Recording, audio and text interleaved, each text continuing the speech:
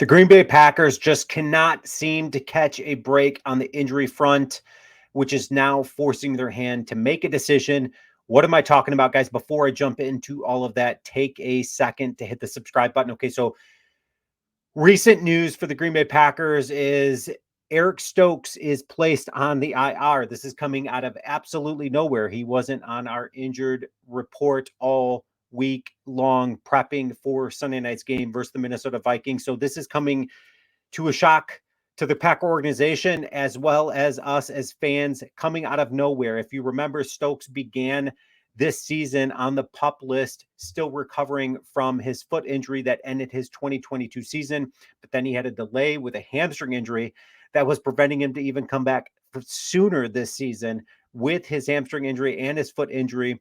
So then he is activated. If you remember, he's activated versus the Denver Bronco game where he plays a total of like 4 special team snaps before going down with another hamstring injury. Then he comes back, he plays 2 games, and now we are left with him being out yet again with a hamstring injury.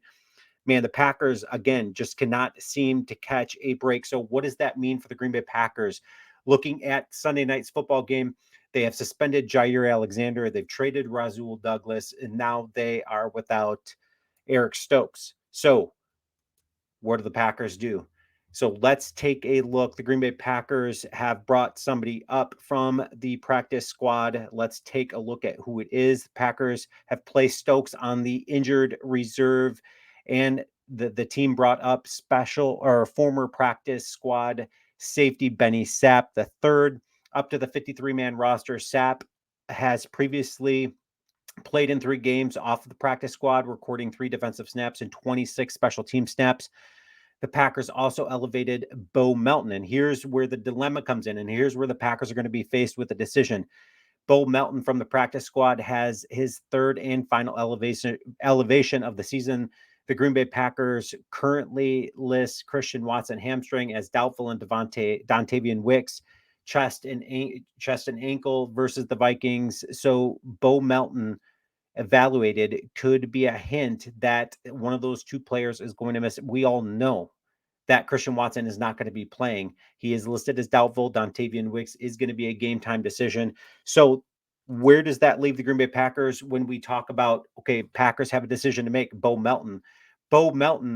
I do not want the Packers to release this guy because I think another team, especially as we mentioned earlier, the Buffalo Bills have showed interest in Bo Melton and they want to snag this guy if given the opportunity. So if given the opportunity, I think the Buffalo Bills or another playoff team makes a snag at Bo Melton if they can, if the Packers are forced to drop him. I think the Packers need to secure Bo Melton because after this season, Samori Toure, I just think his place is done with this Green Bay Packers squad.